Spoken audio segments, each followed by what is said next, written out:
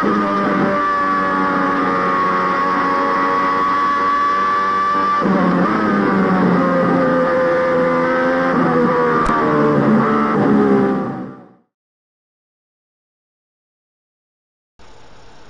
this is Fan Formula, 22nd of July, after the German Grand Prix. Well, they had the German Grand Prix.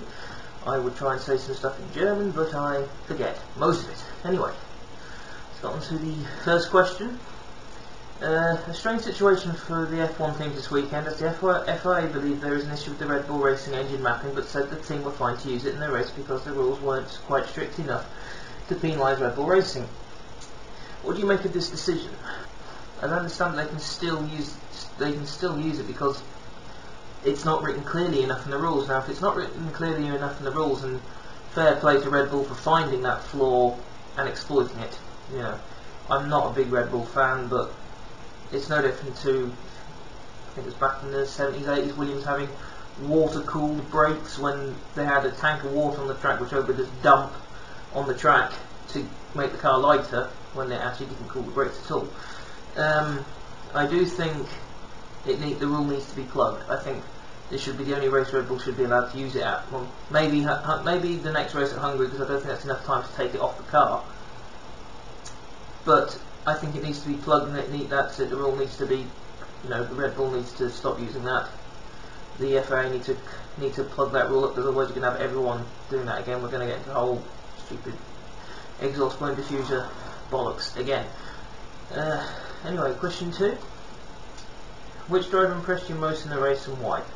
There are a few who impressed me. Alonso, naturally, because, well, took what I still think is not the most competitive car in the world, that Ferrari. It's not the most competitive, but he took it and made a decent victory out of all that. It could have very easily, if Jensen had maybe picked it a couple of laps later, he could have possibly even lost the victory, but Alonso took the victory. There was Jensen for turning it around, turning his bad luck form around, getting what turned out to later be second place. Certainly at least even if it with the move that we'll refer to later on in the questions was deemed legal, then you know, a third place is better than where he's been fighting recently. So small points for McLaren. I don't think they'd mind too much. And the other driver that impressed me a little bit, and I can hardly believe I'm going to say this, I have to hug my Williams coat. I have to hug my Williams coat of betraying everything I hold sacred. I have to say that Lewis Hamilton impressed me a little bit in the race too. I can't believe I said that, and I'm going to have to find some medication.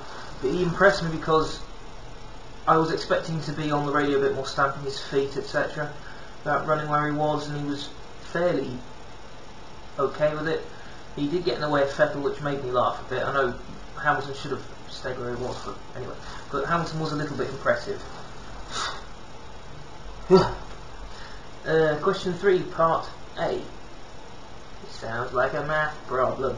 Part A. With the results of the Vettel button overtake inquiry yet to be released, what happened now, what do you believe should be the correct decision and the consequence by the stewards? Well, what happened? Vettel got a 20-second penalty, which is fair.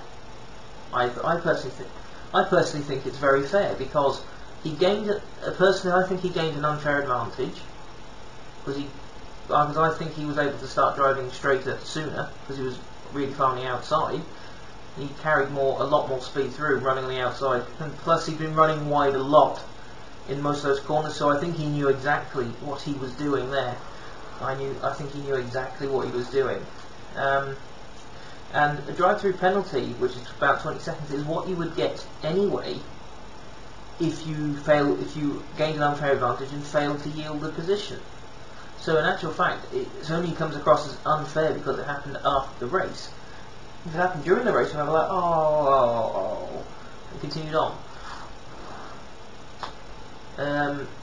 I don't think there's anything more that can be said than that, because it's cut and dry. You gain an unfair advantage, you have to relinquish your position within the 3 corners, or you get a drive-through penalty. And now on to question 3B. Christian Horner's question why Lewis Hamilton was allowed to get in the way of the battle for the lead. What is your opinion on the situation? I think Christian Horner's talking out of his arse on that one because Vettel. I can understand if it was if Alonso, Vettel, and Hamilton were all sort of within sort of a couple of tenths of each other. I could understand that one completely. Considering there was a bit of a gap between them all, it didn't really matter that much. However, that said, if Hamilton was in 17th, fight for 17th and just let them get on with it.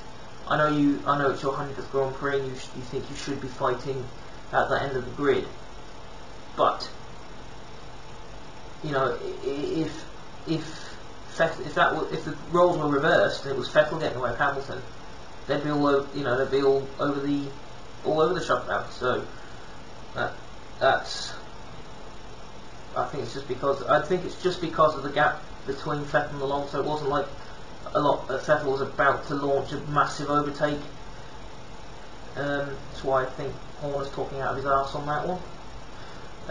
Question, suggestion, bonus question by Arcade84. 50% of the season is now gone. Who will be world champion and why do you think he will win?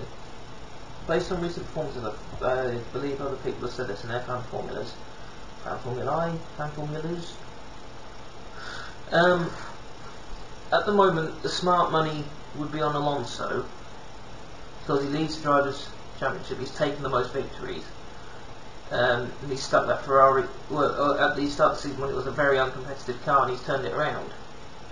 And he's put the car in very regularly up the front end. Now, that's who the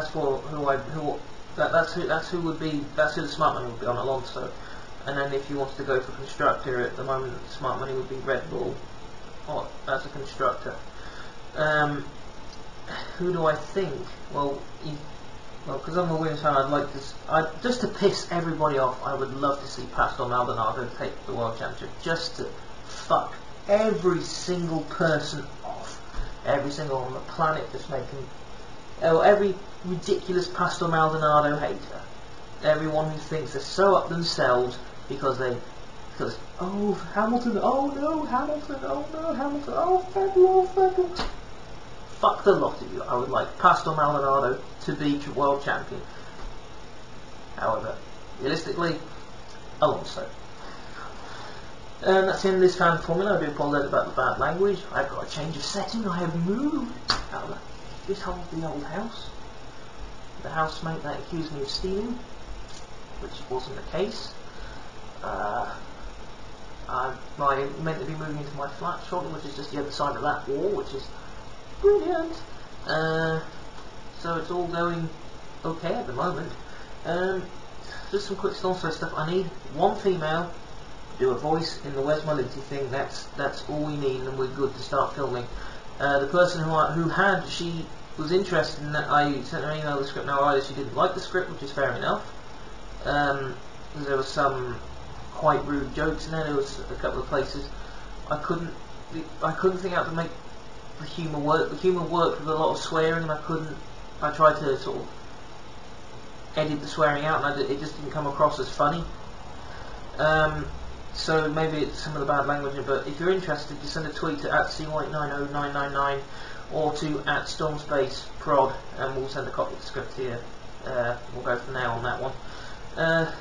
We're going to be getting a couple of new videos out shortly. I believe my brother's nearly finished editing a video I asked him to do back in March. Yeah. So there's that, and hopefully the next fan formula or the one after, I'll be like all happy and brilliant. And again, I do apologise about the bad language, but oh well. Anyway, I shall see you later.